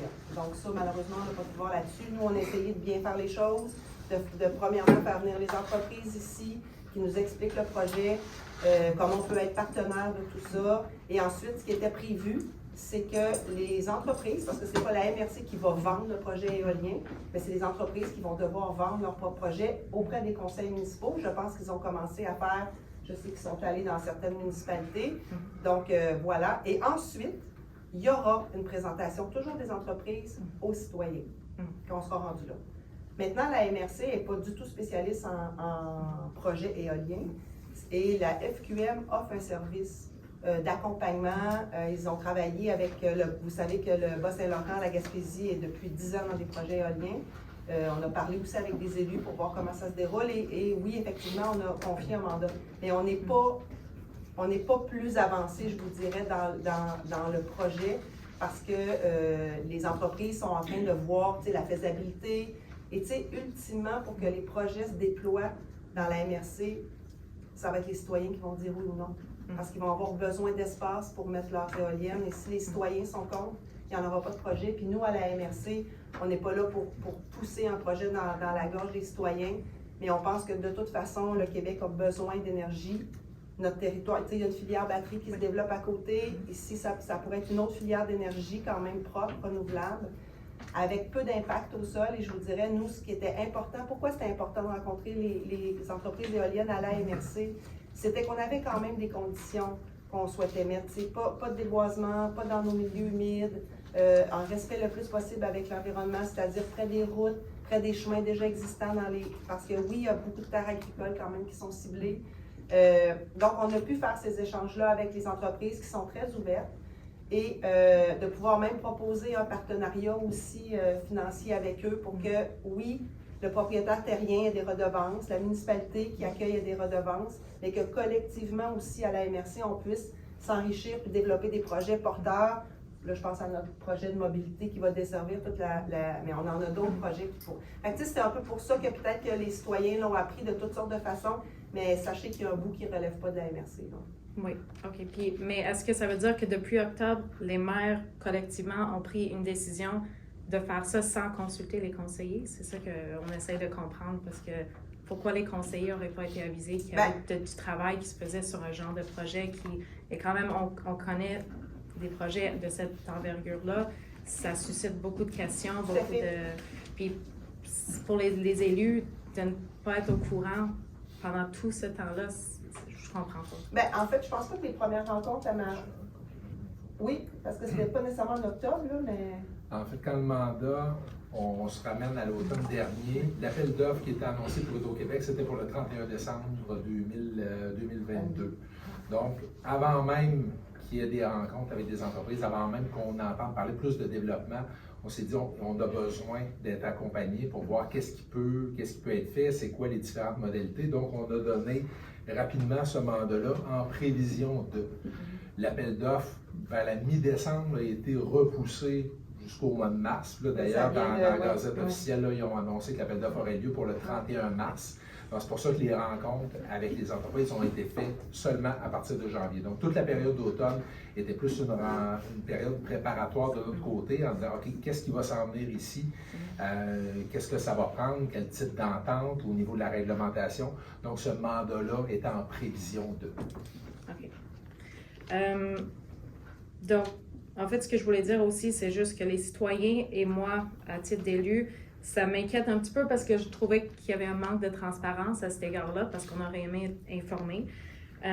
Et l'information qu'on reçoit n'est pas nécessairement l'information qu'on lit dans les médias et non plus, c'est pas l'information qu'on reçoit sur le terrain des promoteurs. Tout semble un peu déconnecté. Donc, j'avais aussi la question, c'est comment est-ce qu'on peut expliquer, il y a comme un manque de... Ben, est-ce que l'entreprise est allée vous rencontrer? Oui. Bon, vous avez pu poser toutes vos questions?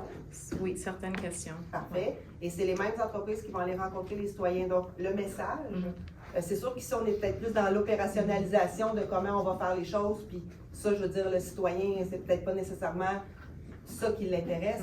Mais l'information est la même, qu'elle soit au conseil des maires, au conseil municipal et aux citoyens. Là. Parce que l'entreprise, je veux dire, a tout intérêt à ce que l'information soit exacte, pertinente, pour qu'ultimement les gens aient envie de ce projet-là. Là. Mais s'il y avait de l'information en amont au conseil des maires, pourquoi elle ne s'est pas rendue au conseil municipal? C'est cette partie-là que... Ben là, Si je peux me permettre, Oui. mettons, je parle pour Saint-Léonard. Tu sais, il y a plusieurs étapes là-dedans. Oui.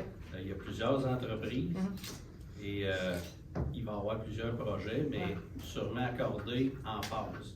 Donc, nous, pour Saint-Léonard, de un, sont allés voir les endroits stratégiques où est-ce que ça pourrait être. S'il y a un refus, ben, au lieu d'alerter toute la population, ben, ça s'arrête là. Donc, la première étape, c'est l'endroit stratégique pour la mettre. Ils nous ont approchés, nous, en janvier. On savait qu'il y avait des tractations qui se passaient sur le territoire. Ils sont venus nous présenter, puis ça, ils sont venus ici, où ça s'est fait quasiment dans la même semaine. Fait que, tu sais, à un moment donné, il y a plusieurs cheminements là-dedans. Fait qu'au lieu de faire une soirée d'information avec une entreprise X, qui peut-être ne l'aura même pas à l'appel d'offres. Oui, mais ça, mais cette partie-là, je comprends parfaitement que mais avant ça, les citoyens qui vont être qui vont recevoir ces éoliennes-là, ils viennent nous poser des questions quand ils reçoivent ces promoteurs-là, puis on n'était même pas au courant qu'un promoteur allait se promener chez nous. Mais vous étiez au courant. C'est ça la partie. Pas toujours. OK, mais c'est ça que je veux savoir. Non, parce que... sur les 5 ou 6 entreprises qu'on a rencontrées là, dans une courte période, c'était 5 ou 6 stratégies très différentes. Comme je vous dis, il y en a qui ont commencé par venir ici. À Saint-Léonard-d'Aston, sont allés sur le terrain avant, mais nous, ce qu'on s'est fait dire par les entreprises, parce que moi, je n'étais pas dans les rencontres, c'est qu'ils ont pris le temps de répondre aux questions des citoyens quand ils les rencontraient sur le terrain et que nous, ce qu'on s'est fait dire, c'est qu'ils n'ont absolument pas de difficulté à avoir les signatures des citoyens dans certaines municipalités pour que le projet se déploie. Fait que pour nous, il y a une certaine compréhension quand même du citoyen assez pour signer le contrat. Fait que c'est sûr qu'il y a eu toutes sortes d'éléments, puis c'était peut-être pas toutes des stratégies qui étaient parfaites puis adéquates, mais on n'avait pas de pouvoir. M. Biron? Mais c'est ça, en 2023, quand on a reçu les 2 compagnies ici, eux, ils étaient déjà sur le terrain. C'est ça. Donc, nous, on était comme au courant. Puis la façon dont eux l'expliquent, c'est que quand ils se lancent dans un appel d'offres public comme ça du gouvernement, eux ont besoin, d'avoir de l'acceptabilité sociale, la première des choses. Donc, s'ils ne vont pas sonder des terrains, des agriculteurs ou quoi que ce soit pour l'installation, et puis qu'ils mettent, mettons, des sous dans la consultation publique, dans la préparation de l'appel d'offres, du matériel sur le terrain ou quoi que ce soit, puis que l'acceptabilité sociale, 3 mois plus tard, n'est pas là, bien eux, c'est tous des frais, en fin de compte, qu'ils vont avoir. Donc, c'est pour ça, des fois, qu'ils ont. Tu sais, il y a 3-4 municipalités qui sont ciblées, c'est pas les 16. Fait il y a comme aussi une course. Oui, ça je sais, parce qu'avec les appels d'offres et tout ça, mais c'est juste que à quelque part, quelqu'un était au courant depuis octobre qu'il se passait quoi sur le terrain en lien avec ça, puis on aurait aimé, ou j'aurais aimé au moins être informé de ça, juste au moins de savoir que ça se passait pour pouvoir mieux répondre aux citoyens. C'est tout à fait Puis la question que j'avais aussi, c'est comment comptez-vous faire preuve de plus de transparence à l'égard des citoyens et des élus en allant de l'avant avec ce projet-là?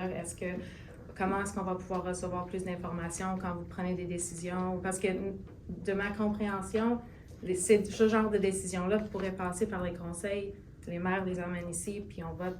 Mais c'est comme, je comprends pas comment la décision s'est faite. Bien, en fait, on n'a pas pris de décision. Nous, en fait, la seule chose qu'on a dit, c'est que nous, on est intéressés à recevoir ces projets-là, c'est tout. Il n'y a aucune décision qui a été prise. On est ouverte comme municipalité. Mais il faut comprendre que souvent, pour ces entreprises-là, c'est plus facile d'arriver ici où les 16 maires, mairesses sont assis autour de la table et ensuite, quand on peut le faire, parce que des fois, il y a aussi des notions qui sont confidentielles pour l'instant, on le ramène à nos conseils. Mais nous, on n'a pas pris de décision. Là. On a juste dit qu'on a pris le temps de les écouter. On a émis certaines conditions si les appels d'offres ou les projets se réalisaient. Mais nous, ultimement, si je vous le dis, c'est les citoyens qui vont décider s'ils veulent faire partie. OK. Parce que c'est ça. On est en pré-faisabilité. Donc, je veux dire, on est loin de la faisabilité du projet c'est pas fait actuel. encore. Je veux dire, les appels d'offres ne sont pas sortis. On ne sait pas si ces compagnies-là vont remporter les appels d'offres, si le point va être privilégié par rapport à un autre, parce que le potentiel, c'est vraiment, c'est pour ça, tu sais, que je pense pas qu'il va y avoir de l'installation. Oui. OK. C'est juste. Oui, allez-y. Juste une chose, c'est que moi, j'ai été rencontré. Ouais. Justement, c'est qu'une au début, sauf que je trouve que le dossier est lourd à nous faire signer pour rien que des prévisions. Puis dans ce dossier-là, il y en a beaucoup. Puis c'est des affaires de notaire. Il y avait quand même 30 quelques pages. Fait que si c'est un embryonnaire, je trouve le dossier gros. Puis à la MRC, est-ce que vous avez des protocoles pour ces projets-là? Parce que j'explique que là où il y avait un gros projet, moi j'étais rencontré. Puis ma municipalité n'était même pas au courant.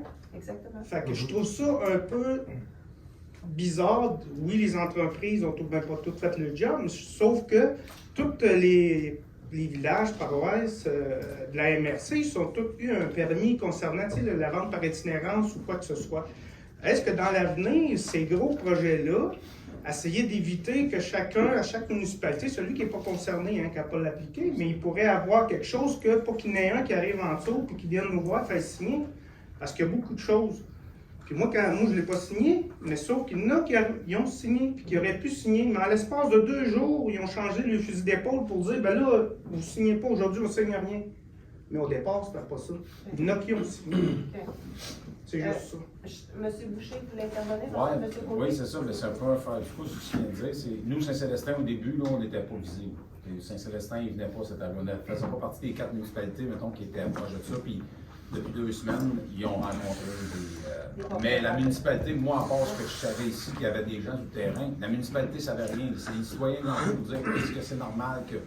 Moi, je l'ai donné à mon conseil, mais après ça, c'est pas tous les citoyens qui viennent au conseil. Fait que, je trouve que le document est oui, gros, c'est vrai, le dossier est lourd de ce qu'une conseillère qui siège au conseil est productrice agricole, donc elle a été rencontrée. Mais elle était au courant qu'il y avait peut-être du monde, mais on n'était pas visé au début. On l'a appris. Comme municipalité, nous, moi, je ne savais pas qu'elle était sur mon territoire. Je trouve ça lourd, le document. Je pense que ça pourrait se faire dans l'avenir, peut-être en 2 étapes. Moi, je le vois présentement, je n'ai pas signé. Mais je pourrais signer quelque chose, dire OK, vous voulez faire quelque chose sur mon terrain, je vais le signer ça. Mais après, on va signer d'autres choses pour, hey, c'est quoi là que tu veux mettre précisément, on va détailler. Là, ils soignent tout ça là, en même temps. Hein. Fait que je trouve ça. Monsieur Côté? 2 éléments en lien avec votre question. Au niveau de l'encadrement, on est en train justement de travailler avec ça parce qu'il y a plusieurs années. Là, je remonte à pratiquement 20 ans, il y avait eu une analyse pour voir est-ce qu'il y avait du potentiel éolien sur notre territoire, puis il n'y en avait pas. Donc, ça n'avait pas été quelque chose qui avait été regardé en termes de réglementation. Comment encadrer ça? Parce qu'en aucun cas, on imaginait qu'il y aurait ce type de développement-là ici. Là, effectivement, même position que vous, il faut y aller en accéléré pour trouver les façons de bien l'encadrer. On se fait accompagner aussi justement parce qu'il y a de l'expertise ailleurs. L'éolien, c'est pas ici là, que ça va débuter. Il y en a à plusieurs endroits au Québec. Donc, de s'inspirer de ces différentes pratiques-là. L'enjeu que vous le soulevez, Mme Dubois l'a nommé tantôt aussi, c'est les approches qui sont différentes. Certaines sont venues directement ici, d'autres directement avec les municipalités. Plusieurs directement avec les citoyens, rencontrent la municipalité, ensuite rencontrent la MRC. Il y en a qu'on a appris tout récemment qui étaient sur le territoire en train de faire de la prospection. On n'était pas au courant. C'est pour ça, je pense que c'est ça qui a joué. Je parlais de question de transparence, là, ça a joué beaucoup, ces différentes approches-là. Si c'était un projet mené par la MRC, on aurait une façon de faire, travailler avec nos municipalités, y aller par étapes. Mais là, c'est 5, 6 entreprises avec leur propre façon de fonctionner. Là, on essaie de ramener tout ça. Il y aura, c'est pour ça qu'il y a une prise de position qui a été faite aussi, de s'assurer aussi qu'il y aura une façon de fonctionner sur le territoire. Pourquoi la MRC va être partenaire aussi? Oui. s'il y a des projets, d'augmenter les revenus pour les municipalités, puis en même temps, de s'assurer qu'il y a un mode de fonctionnement, qu'on a nos consultations qui sont faites, qu'on établisse un certain protocole. Donc, il y aura une entente de partenariat très prochainement qui va être préparée. Une entreprise qui souhaiterait développer un projet ici, ou même qui souhaiterait tout simplement déposer dans l'appel d'offres d'Hydro-Québec quand il sera lancé, il y aura une signature nécessaire, il y aura les conditions, et c'est l'ensemble des municipalités là, concernées là, qui seront impliquées là-dedans.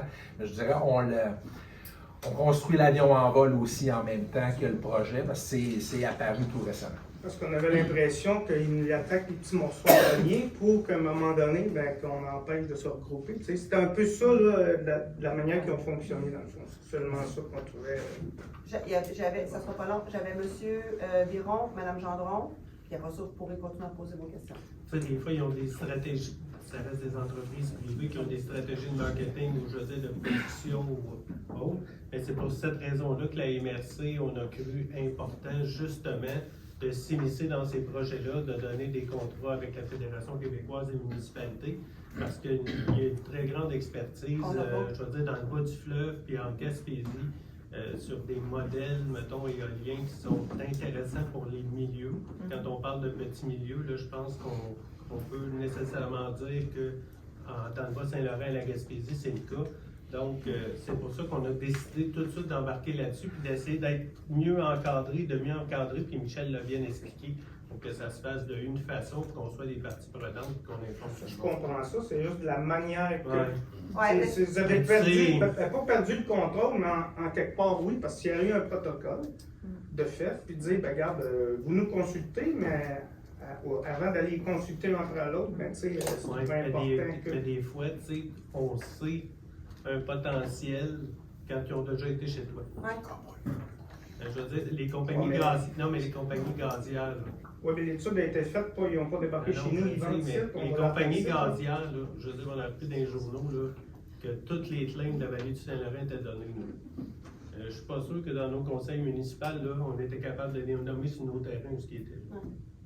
Ça n'a pas été très publicisé.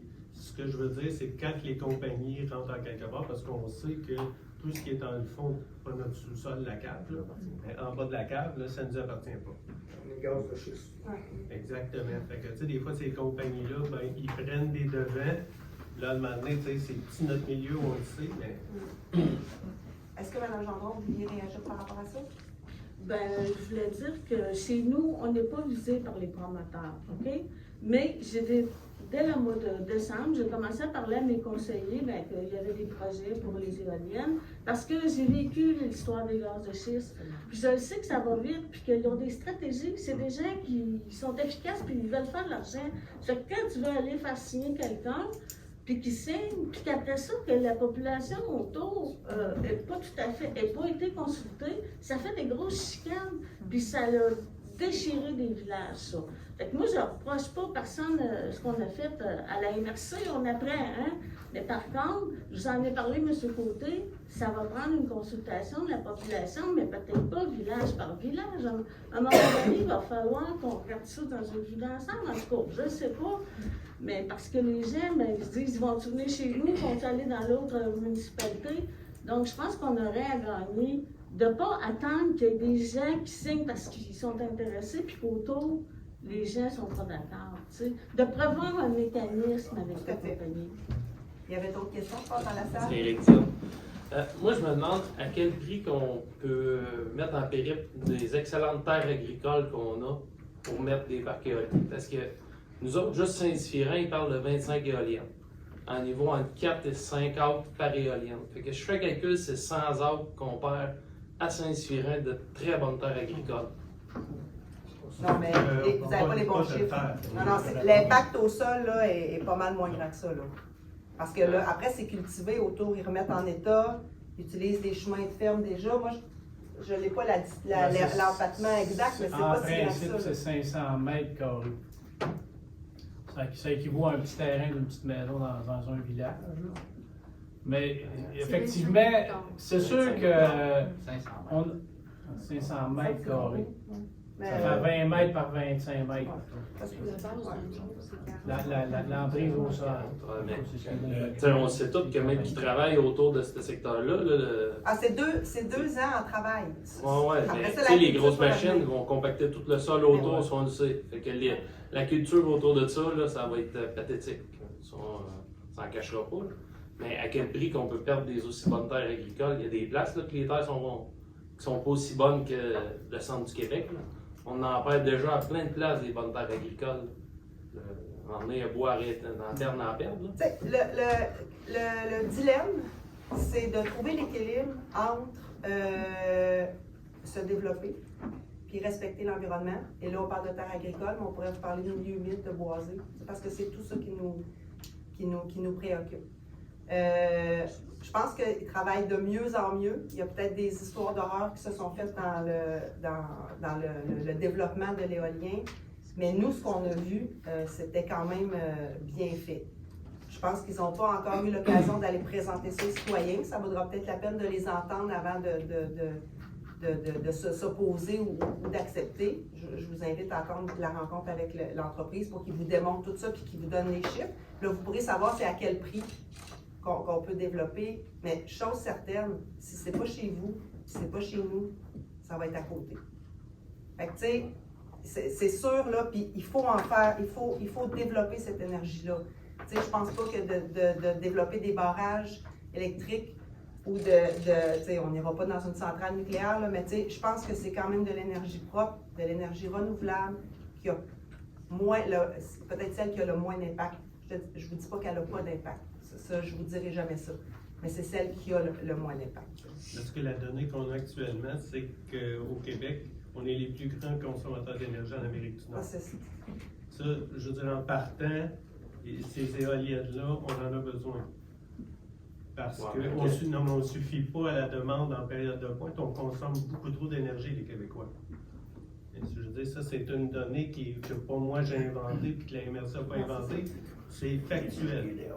Donc, c'est soit qu'on économise de l'énergie, qu'on part des centrales au charbon, qu'on met une centrale nucléaire, ou bien qu'on pense à l'éolien ou au solaire, mais je veux dire, il faut trouver des moyens de l'avancer. Puis, je suis d'accord, par exemple, qu'il faut l'encadrer pour pas que ça détruise de biodiversité, que ça empiète trop sur les terres agricoles. Il faut le faire comme il faut. Et je pense que la MRC, on a quand même ce souci-là que ça se fasse bien. Oui, ben en fait, c'est pas un souci que ça se fasse bien ou mal, mais c'est la perte de ces terres agricoles-là, parce que peu importe l'empattement, on verse du béton dans le sol, on peut cultiver autour, mais c'est perdu. Est-ce que vous avez envoyé une lettre aussi aux députés ou êtes-vous allé manifester à la MRC de Bécancour avec ce qui se passe dans le parc en ce moment, la perte de tu sais, c'est assez dramatique. Là, oui. Très, très factif. J'espère que vous êtes cohérents, puis ces actions-là, vous les voulez partout. Parce que, je vous dis, là, ça se passe ailleurs aussi. C'est à Saint-Ferdinand, ça a été dans les versets de l'érable, la perte forestière. Qui capte du CO2, qui contribue. Mais regarde, on ne débattra pas de ça ce soir. J'avais une autre question.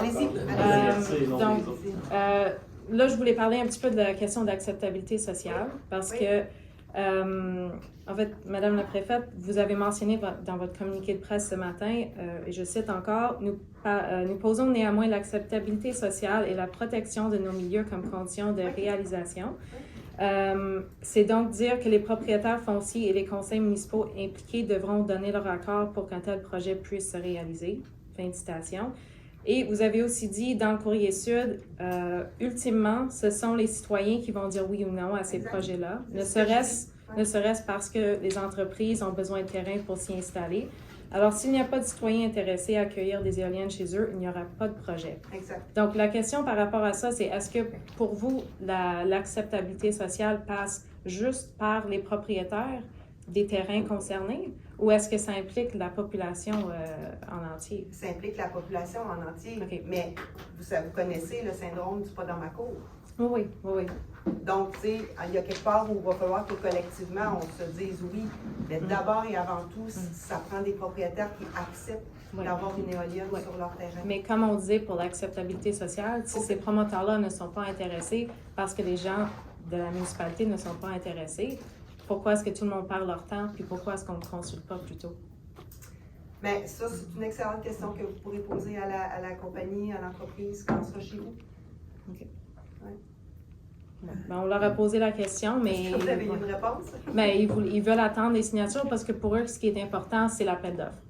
Puis l'appel d'offres, ça prend des signataires. C'est comme Ouais. ça. Mais ils disent aussi qu'on veut que les gens soient contents, qui aiment notre projet, mais ils ne veulent pas nous parler tant que c'est pas signé par Hydro-Québec. Est-ce que votre crainte, tu sais, ce que j'entends peut-être, est-ce que votre crainte, c'est que finalement, ils trouvent les 20-25 propriétaires chez vous, que les gens signent, mais que vous, au conseil municipal, vous ne voulez pas en avoir, mais que là, les gens signent et que ça vous place en opposition? Parce que ça se pourrait, ça aussi. Oui, bien la question, en fait, parce que vous avez aussi parlé de les conseils qui vont avoir leur mot à dire. Oui. Puis la question, est-ce que si les conseils disent non, si les citoyens, à part ceux qui ont signé, disent non, est-ce que ça va être respecté? C'est ça la question. Oui. Peut-être que c'est une réponse dans l'appel d'offres. Ce qu'on attend, ce qui sera confirmé lorsqu'il sortira, c'est que ça va prendre des résolutions d'appui. C'est ça. OK. C'est là que ça va se passer. OK, mais c'est ça, je Pas de voulais juste projet. confirmer que Oui. ça allait être respecté. Il faut que ce soit, l'appel d'offres, c'est Hydro-Québec qui le commande. C'est lui qui met ces différentes conditions. Et ce qu'on nous a dit dans le passé, dans d'autres projets d'appel d'offres, c'était des conditions, qu'il y ait ces résolutions d'appui-là. Est-ce que ça va être reconduit? On peut, je pense très raisonnablement, le supposer. Et si c'est le cas, ce qui devrait être, bien là, c'est sûr, les municipalités devront donner cet appui-là aussi. C'est pas la MRC.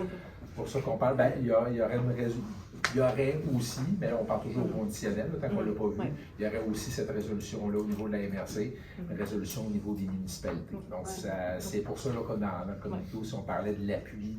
Oui, ça prend la signature du propriétaire et ça va prendre l'appui du conseil qui représente l'ensemble de sa population sur le territoire. Parce que c'est ça, les citoyens voulaient juste être rassurés qu'ils allaient être écoutés s'ils se prononçaient de même. Parce que c'est sûr qu'on n'a pas entendu encore le promoteur publiquement devant tout le monde. C'est juste le conseil qui a eu accès à cette rencontre-là.